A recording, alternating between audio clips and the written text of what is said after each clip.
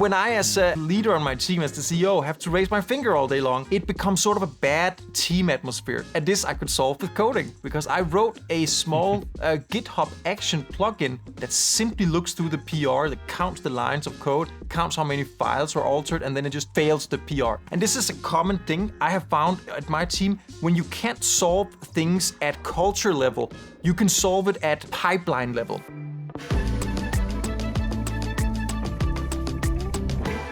Welcome to episode 6 of the 0 to Million SaaS podcast. I'm with my host, Simon Hoiberg, and we've got a juicy one ahead of us. In the last episode, episode 5, we spoke about SaaS ideas worth trying, and Simon shared some golden nuggets. I shared some average nuggets, and so far we just published it. The feedback has been awesome. Looking forward to sharing and more ideas and listening more from you guys. But that's pretty much a quick recap on episode 5. Simon, I'm going to shoot it back to you, put you on the spot. What was your highlight from our previous episode, and what are you looking forward to in this one? I was really excited in our previous episode when you announced that not only did you have a cool idea, but you were actually building that idea. And you're launching it, if I'm not mistaken, this week or next week? Yeah. So it's like sort of a soft launch, which is today. And then I'm going to launch it a little bit more properly to like my email list and some social posts like next week. And then properly like with ads and maybe a bit more of a bigger campaign next month. So yeah, we're going to get there. And just like every SaaS, we're going to start like our V1. And I think it's that fine line of like, are we really comfortable with it? And the answer is no. It's more of a beta version. Hence why we're giving a lifetime deal to start.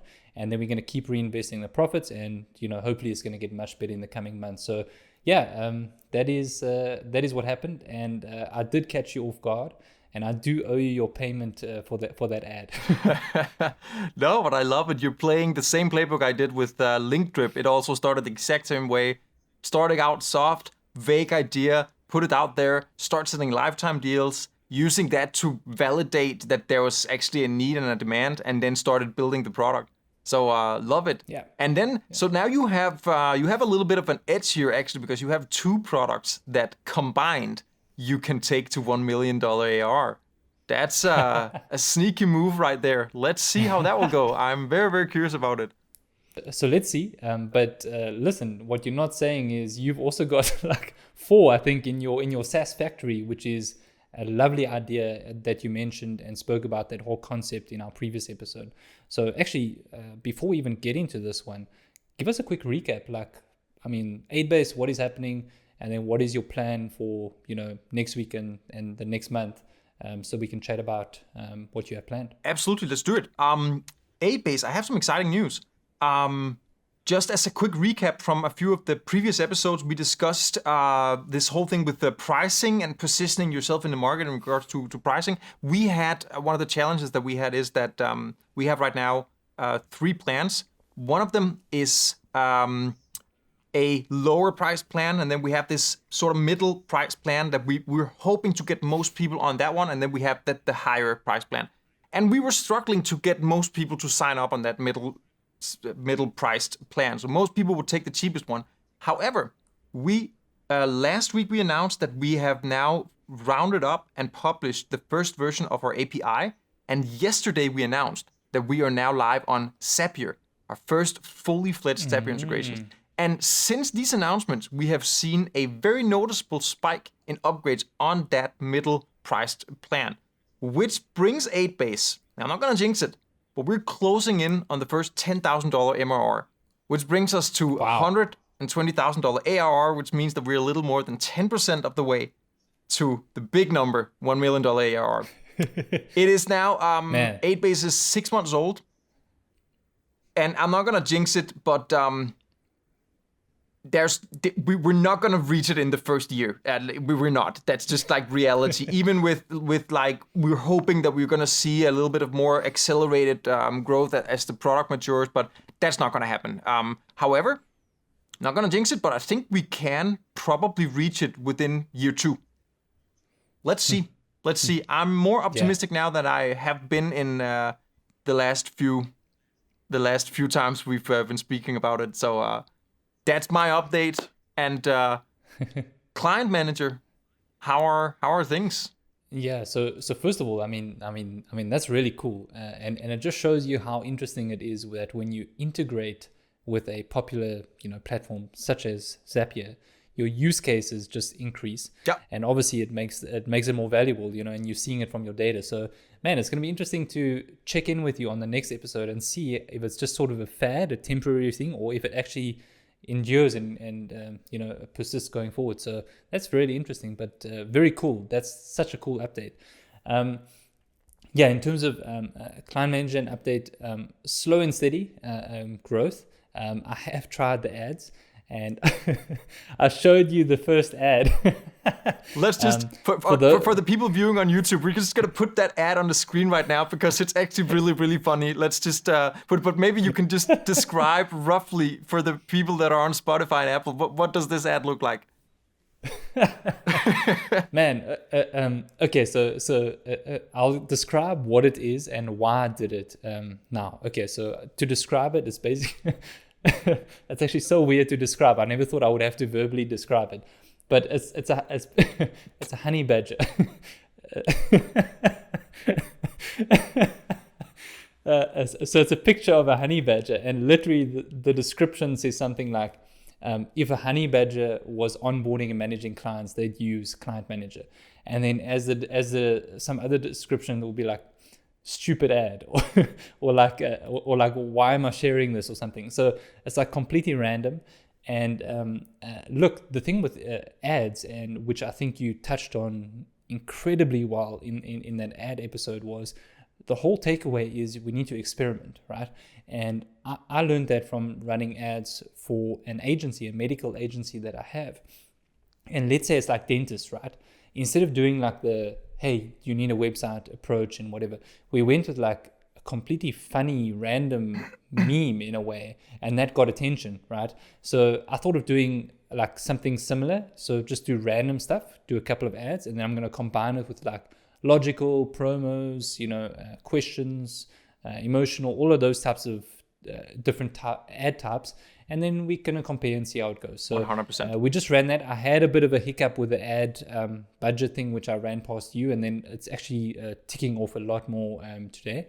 So I'm going to circle back with you next week, and then let's try and see some more results there. Awesome. Can't wait to hear more about it. It is exactly as you're saying, like some of the best performing ads we've had are the ads that I have liked the least. I've been looking at them and be like, who's gonna, and then, what do you know? So I've also just learned that like experimenting is really the only way, and having as little opinion, like preconditioned opinions about what you think will perform well and the psychology behind it all, and just let the testing speak for itself. So like 100% correct approach. I'm looking forward to see how this is gonna work. I think it's a new way compared to a little bit the more, as we've discussed in a previous episode, and the more slow off-taking SEO efforts. This is a little bit something that has the potential to escalate a little bit faster. So I'm really looking forward to hear what this will do for your company. Yeah, thanks, man. And I think I'm going to share a little bit more on the next week's one about some other updates, but let's see what happens there. But let's go into this episode. It's a juicy one. Let's do it. What are we chatting about here? We are chatting about something that has been on my mind for a long time. And this is because I'm seeing it every day. I see multiple founders being in exactly this position. I know you are in exactly this position, at least partially. And I am not in that position. So this is something that makes me inherently curious. And let's just break it down. This is about running a SaaS product as a non-tech founder. And by that, I mean a founder that is not a software engineer. So you know how to set up some Wix web pages and do WordPress, but here we're talking digging deep and doing like fully fledged full stack engineering. That's not on your skill set.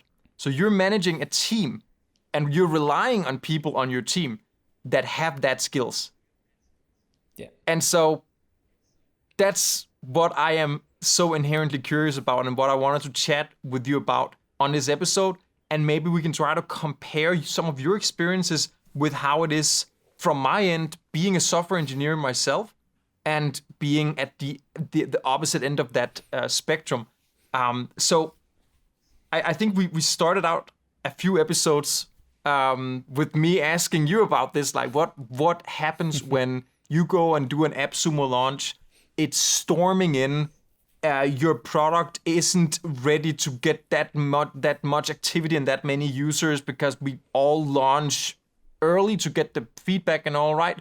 But now you're also dealing with like an insane amount of support tickets, people saying this and that doesn't work. And you as a founder, you can't jump in and start fixing some of these critical things for your users. You rely 100% on your team. How does that work? How does that not stress you out like crazy? Yeah, so I think you described it so well. I don't even think we have to go into the episode. That's pretty much it. Thank you so much, guys, for listening. We'll catch you in the next one. How do I handle it? It is a challenge. I think I'll start off by saying this. I envy people in your position, who are software devs who can, who have an issue and they can just do it, right? Or maybe they don't even need a team. They can just build it themselves, as the typical indie dev or indiepreneur, sort of indie hacker, whatever you want to call it, sort of business model. And I think it's great, if you can do that, fantastic. I'm not in that position. So I'm forced to either use tools to my advantage or to hire people who can make certain tools, right? And I opted for that approach. And I think there's pros and cons, which I'm sure we're going to get into. But I think I want to highlight this and say, this is the beauty of the time that we live in now, because I think it's getting even easier now to build SaaS applications with AI and certain other tools. So if you've got a technical background, fantastic. If you don't have one, doesn't mean to say that you still can't launch something. Obviously. So so I think that's cool. But in terms of how I manage it, it's really a challenge. I really have to rely on sort of clear communication, clear expectations, transparency, and then again, just relying on trust, because I'm not in that position where I can verify the code works or, certain elements of the technical side, but you can. So I'm curious now, pretty much the same question. How does that workflow, help and work for you? Because I want you to explain to me why I should even be more jealous and envious of your position. Let me give you a few, because this is super interesting. I think that there are layers in this. At the very moment, I think I produce less than 20% of the code that is currently going into production for my product. The rest of the code is actually done by my team. So I am not actively pushing that much code anymore. I am, however, coaching, mentoring, watching over, reviewing PRs, doing quality checks, making sure everything is up to the standards that without sitting here and raising myself to like I'm actually not that hardcore of a senior developer, but I do have certain standards that I believe this is good engineering practices, and I make sure that my team adheres to these standards. And I'm able to do this because I know. And that's the whole operational part of the coding is actually where I spent most of my time, in the software engineering part of my job. Another part is simple scripting. I use this so much on an operational level. We had a little while back an issue with some of my team members. They started to push what I believed were big PRs. And for anyone here that doesn't know, that's not into tech, a pull request or a PR, it is when one of your team members write a whole lot of code, then they submit that code and ask for that code to be pushed into the public code base, which is going to go out in production and be the code that makes up the software that the users are using. But until that point, they will push it, they will create a PR, and then everyone on the team can go in and look through this code and see, do we approve that this code should go into production? And what happens if these PRs become very big is that it's gonna be a little bit overwhelming to review it. You don't want to sit and go through that many lines of code. And what happens on almost any team I have seen, my own team included, is that people start kind of skimming over it, and now bugs are slipping through. It's just too much to sit and review. So you go, it looks fine. Then you push it. And we had a little bit of a problem with me having to remind my team members every time that smaller PRs, guys, we want not these big PRs.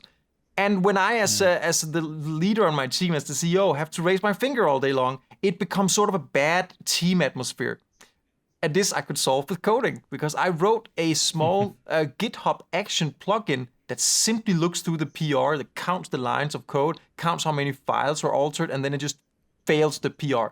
So now I didn't have to say it anymore. We just made it like and this is a common thing I have found at my team, when you can't solve things at culture level, you can solve it at pipeline level. And I do this a lot. I had some blog writers on my team in Notion. They're writing our blog post in Notion that forgot constantly that feed hive is with a capital H. Feed hive. And instead of me having to be negative and raise it, I wrote a small script that would check the blog post for feed hive with a small h and just immediately fail it. And it will push a Discord notification into a channel saying, yo, name of the blog writer guy, you did it again. Just fix this before you push it out. And now it was solved at pipeline level. And I've had so many of these areas where solving it at culture level just weren't really healthy for our team. So I solved it at pipeline level. But you can't really solve these things at pipeline level without having to code. And I think being a software engineer and the CEO of my company and the leader of my team, that has been one of the biggest benefits, that I can actually sit and define processes and protocols in terms of coding and say, but this is just how our system works now. It's not a rule that I came up with and that I have to govern manually by coming in and raising my finger. This is just how our system is designed now. That has been tremendously helpful. As one big thing I will bring to the table as a pro. Yeah. Man, that is so cool, and that gives me some ideas. But in terms of the coding side, right? Do you have any other suggestions to like sort of simplify that whole process from a technical side? Your advice to me being a non-technical guy, what should I be doing? What role should I be doing there to actually make sure it works? Should I just trust them like, hey guys, here's the task, just push it? Or where should I fit in there? And also another follow-up question is, should I even fit in there? Because I don't want to be like sort of the delay in the whole system, right? So what is your advice for non-technical guys like me? It's a very good question. I would say, first of all, like at a practical level, I think a lot of founders are sleeping on tools like Zapier and Make. And I think a lot of the things I said right now can be reproduced in a no-code fashion.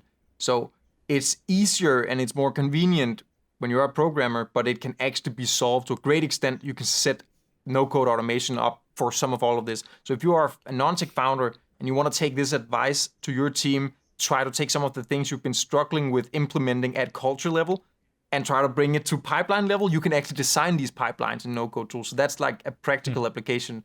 I actually, because there's also certain cons of being a tech founder, I find myself writing code for things I really shouldn't out of, I think, laziness. And sometimes I need to write a task for one of my team members and I can't remember how stuff are. So I need to dig deep into this code anyway to write the task. And while I'm at it, I might as well just write it and then get the task done. But that's actually often very counterproductive because now information doesn't spread. Now there's inherent knowledge about our product that sticks with me. I didn't manage to get that out on the team and get my team members involved in this part of the app. And often enough, what I think it's just going to be easier and faster if I just do it ends up taking me way longer than I thought it would. And then now I am pushing the plans I otherwise had. So I actually think Yeah. that that's, if I need to mention a downside of it. And this one, I will bounce this one back to you actually, because don't you think that, or haven't you experienced certain benefits in terms of being, you become an expert manager by having to do it like this to a certain level, don't you think? Yeah, I think I've still got a long way to go and a lot of improvements, of course, but I think that would be like a strong point that I've improved at the last few years, right? And I think that is definitely, I would say, the pro of it. And it sort of forces me to delegate because I've got no choice. So yeah, I think man, I'm gonna circle back to what I mentioned about like why it's so important to have like communication and transparency and everything. So I think what helps for us is sort of daily updates on Slack, and you know, obviously, you know, in the workflow and deciding on which tasks and everything to work on. But yeah, I think it's really teaches you to like really pass on the work and make sure that everyone's dealing it or doing the task properly within the required budget and time frame and communicating properly. And it's not only you managing them, it's you making sure that they are chatting with other team members to also get it done. So it's quite complex in the bigger scheme of things, but I think that also makes it quite exciting, you know. But I know you are very big on like SOPs and processes and all of those things. So I'm actually very keen to pick your brain, first of all, on what you think about, you know, the pros of being a technical founder in doing this, and the challenges as well. And then also, you know, the process wise on how we can get better at it, you know? Well, that's exactly the thing, because I think, and here I'm tapping into a territory I actually don't have that much experience with because of the position I have. I think that there's a tendency that, at least how I run my company, that it becomes also a lot of process, and that I end up instructing my team members a lot and giving them quite clear, specific guidelines for what they need to do. And that inevitably cost a bit of feeling of ownership. It is actually something I'm trying to slowly change, but I could imagine, and this is something you have to tell me, because when your team members need to develop your software and they're in charge of making sure end to end that the quality is good, I imagine that it must be super important that they feel a sense of ownership, that the software they help develop is something they are proud of. It's a craft and it's a product they think is something to be proud of. And when there's bugs and when there's issues, it sort of kind of hurts on them almost to see, oh, the users are going through this, and be. How do you manage to establish that culture on your team and have your developers feel that they have ownership, they're feeling motivated, they feel like this is a product of something they're doing and participating in? Because that part is actually something I struggle a little with on my team. Yeah, that's actually a good question, and I think that's also a struggle on my part. And I'm curious if anyone has any advice on what works for them. You know, let us know. But one thing that came to mind when you were saying this, Simon, is I looked at your post. I think you posted it on LinkedIn or something, and you said something about like red flags. You know, when you tell your team we all a big family, you know, and all of that. And I think so let me say I don't tell that to the team. You know, to say like, hey, we're a big family, you know, and all of that. I do say like, look, guys, and I'm very open and transparent with the team. I say, look, you know, we're running at a loss in the bigger scheme of things. Our vision is this and this for our clients. You know, we want to be, you know, and our goals are quite simple. You know, to make an exceptional good product for our users and something that we're proud of. You know, and the thing is, it's one thing to have that vision and those goals and everything, but also you can have the perfect product or a big team, right? But if the work culture and the team environment sucks and you micromanage them like every hour, that sucks. And you don't pay them well, that sucks. It doesn't matter how good your things are. So I think there's a lot of different elements that sort of go into that environment on like creating ownership, because also at the end of the day, I think it's also like a thing of, if they deliver bad work time and time again, it's not in their best interest to do so, even if they wanted to be selfish from that perspective and not even care about the product. So I think it's a win-win, Guys, we've got this goal on the product. Here's what we need to achieve, but also it's in your best interest to create something good. No one wants to deliver crap quality, it's going to affect you in the long term and everything. So yeah, I don't know if that answers it, but that's sort of what comes to mind from my side. What about you? Yeah, but it's interesting. I'm just thinking like, because exactly what you're saying with the whole, like, we're one big family here. I was making this post that any version of that is like, it's personally something I'm staying far away from. But it is exactly what you're saying, like how, because at one point, you want to have your team members not just think, I want to deliver good work, because otherwise Kyle is going to be mad at me. CEO is going to be mad at me if I don't deliver good work.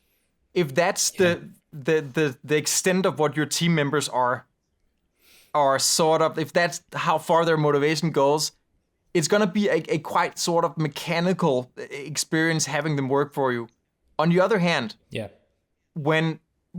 you're not offering your team members like either a very, very competitive salary, or you're offering them equity share, then you also can't expect them to sit and be and expect that it hurts as much on them when there's bugs in your software as it does on you as a founder. And how do you sort of navigate finding that in between? I think this is super challenging. And I have one big mistake I have made is that I have had my developers thrown around on different things. So I run 4 different products in my company, and it's just been a bit of like, for a long time it was a bit of ad hoc. I just took my developers, and I thought it's gonna be good to have them have experience with everything, with all products and the whole tech stack of all products. So I would sort of throw them around where they were needed. I changed that recently, and now I'm trying to put one developer on each product and say, like, one developer is sort of a little bit of a pilot on this product. So, and this is to try to give them a sense of ownership too. So they will develop only on that product. They will get familiar with that one product, the whole stack. They will also collaborate with our tech support team when there are certain things tech support can't handle and they need developers involved. I have now instructed tech support that there's a designated go-to developer for each product. They're an expert on that product. They know everything about that product. And I'm trying to do that because I think I will get more out of their work as developers. I think it's more satisfying for them also to not be thrown around too much. And I think it will enhance a sense of ownership. I hope so. If any of my team members are watching this episode, you can come and tell me, did it work? Is this better? I would love to hear the feedback. It's so early, I haven't yet just asked them plain out, how do you think this is compared to the other version we did? So if you're watching, please come to me on Discord. I would love to hear this. And for all of you that are out there watching right now, let's just involve everyone. If you're running a tech team, how does any of this sound? Please teach us. Are we getting it wrong? Am I getting it wrong? Is Kyle getting it wrong? We would love to hear from you also. So please drop your opinion in the comments. If you're a developer, how would you like to be managed? If you're a manager or CEO, how do you manage your team? We would all really, really much like to learn here. Okay, so you touched on something really interesting and it made me think, right? So you mentioned that you've got like one person per business essentially, or per project. And at the moment, I am sort of not doing that. I've got like, okay, you're going to work like 4 hours on this and then 2 hours on this and then 2 hours on that. And I think it's very split because all of them are sort of focusing on, the projects at once. And man, I've been so busy like working in the business and everything essentially that I haven't thought about that. And I think it might even be a good idea to try that, to say like, I can't do it with everyone because they've all got different specialities, but there are 2 very good full stack devs on my team. And I can say to the one, okay, here's your business or your babies, you focus on them. And I think that's a good idea, worth trying. I think I might explore that. Right. Just a quick break before we continue. If you are watching this on YouTube, or if you're listening to this on either Spotify or Apple, I just want to ask you for a massive favor, and that is to go and follow or subscribe to this podcast. As you've seen, we're still very new. This is episode number 6.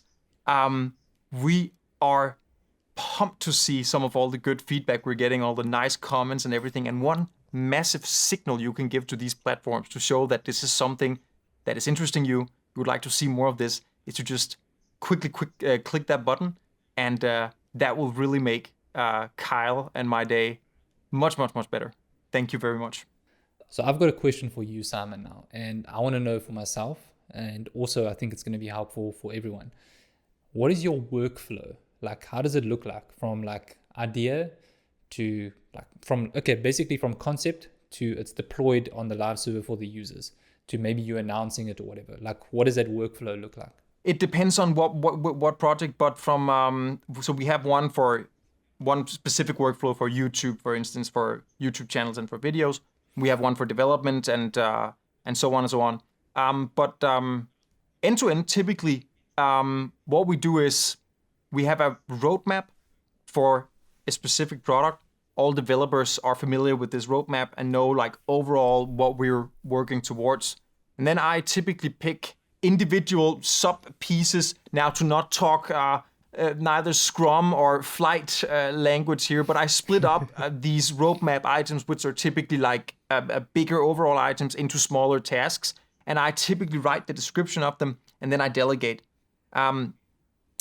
Then our developers do a mix of that, and then they do a mix of improvements and bug fixes.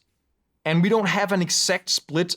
The developers on my team, they're actually quite good at evaluating which type of issues and bug reports that can sort of wait, it's not that important, and which are sort of urgent. And that also, again, they work together with our tech support team, which will report. And if they come in and say, like, we have a bunch of users today all having this problem, then they know that, okay, we should probably get this one fixed right away. So we don't have an exact split between like what is improvements and what are features. But that's roughly how they work day to day. So they sort of do split their time between this. Then we have, once they're done with something, we have a classical Kanban board in Notion. They drag one of these tasks into done. We then have automation. We have an AI that will read through the task description, and they will read through all the discussions we had on GitHub, and it will condense that into a changelog item. That changelog item is then published in our Discord channel for the whole team to know, and for tech support to know that this now went into production. That changelog item also becomes very important when we write out our newsletters. We typically don't do an announcement for every single thing, but we do monthly product updates. So each month, I actually typically write those. So each month I sit down and I look through the changelog and see which of these things are we going to include, and then we push an email out to everyone so they can see all the things that we've been working on. Then sometimes we coordinate with the people that help do YouTube. So we want to, sometimes bigger things we want to announce on the YouTube channel. And otherwise, yeah, that's roughly how we roll. And now, is that very different from how you roll, or how do you do this?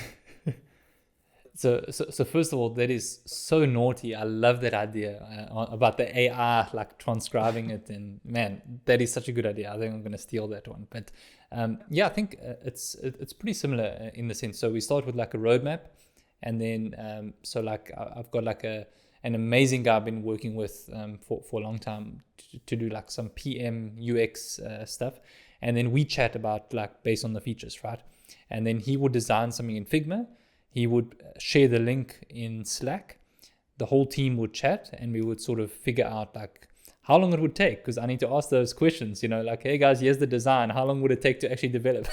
And then sort of figure out, how it will relate to the whole app and all of that type of stuff. And then from there, it goes into development, and then it goes into production. And then I would announce it on like email and I think newsletter, and then social media.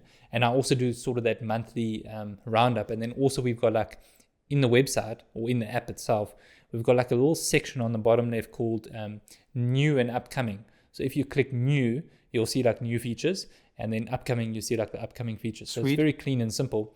Apparently that has been very good for our users, the feedback that we've gotten. And that is pretty much it. That's our workflow in a nutshell. And how now you have to break down, because you mentioned a bunch of moving parts here. What is the tool chain? Like, how are you stitching this whole pipeline together? What are you using for emails, and what are you using to send out newsletter and all of this? Just for the listener that wants to replicate your system here, how do you go about it? Okay, so it's a combination of Trello and Client Manager for like sort of the project management. Figma I already mentioned. The newsletters, we use MailerLite. I've been using them for years on my personal capacity and other businesses and everything. I recommend them to everyone. MailerLite, I think nice. MailerLite, yeah. So ConvertKit's great. I've got nothing against them, but MailerLite is pretty much the same, if not better, and much cheaper. So they've been working well for me. Yeah, that's pretty much the tools I can think of. I don't know if there's anything else. Yeah, I think so. You're not on the Beehive train for emails. I don't know. Should I be? Convince me. I haven't actually honestly tried it. I just know because they are actually FeedHive users. They use FeedHive for their socials. And I've talked to the founders a few times. They're like super cool people. And I've really only heard great things. But now we're using custom like Amazon SES to send out all the emails. So that's a custom coded solution. So I've never used an email tool for these, but I hear very good things. Just as a quick off topic. You can definitely tell who's a technical and non-technical person based on the emails. yeah, already right there. Yeah, exactly. Yeah, but that's cool. So Beehive, FeedHive. I think I should call it Client Hive. Client Hive. Yeah. And then you have the whole hive going. Yeah. Is there anything else that you want to touch up on this topic? No, I think actually we got through to a lot of things. Obviously, we could talk for hours on this this whole thing here, but I've been very curious about this, and it was really, really cool hearing some of your thoughts. And as usual, you got me triggered into talking a whole lot in this episode as well. I see a certain pattern here of me just kind of going on to a ramble every time we go about here. But it's been something I've been so curious about. So I really enjoyed hearing your thoughts on building culture and building a team, and how you build a relationship with your developers and trust that they deliver good software that you're gonna pay your bills and your rent and everything from, and being so reliable on certain team members. It's a different situation that I'm used to, and it was very interesting to hear your thoughts and perspective on this. So no, I'm out. I don't got much more. Yeah, likewise. I think very interesting hearing it from your side, and I've always wanted to know that. But I think what we should do for like maybe a follow-up episode is, we didn't touch on like bad experiences or like nightmare experiences or like issues with like, dealing with a team and everything, which I think that might be a bit helpful. Like, I have some killer one on those topics. Like, I could easily fill an episode with these. Like, especially in the beginning, oh man, I was like strictly from me being like the most horrible leader you can imagine. Like, so many stupid beginner mistakes. Yeah, we could easily fill an episode on that. That would be funny. Nice. Yeah, and I'm sure there's going to be some expensive learnings from both of us that we can share. So hopefully that'll also be helpful for absolutely. For I think so. Watchers, I'm just excited to hear, because you were passionate about that. You almost stood off your chair, Yeah, man. I think that these are like, because this is something I've loved to hear myself. So I think that's just, absolutely. Absolutely. Awesome. Yeah, man. Look, I mean, there's nothing else from my side. So if you want to wrap it up, and I don't think I got much. So cool. I just want to say like, to the viewers, see you next time. I hope you got something out of this episode. And again, you have topics you want to hear us cover. We plan these 1-2 episodes ahead, something like that. So it's not like we have a whole year calendar scheduled at all. So anything you want to talk about, let us know, and we will dive right in. Awesome. Thanks so much, guys. Take care. See you in the next one.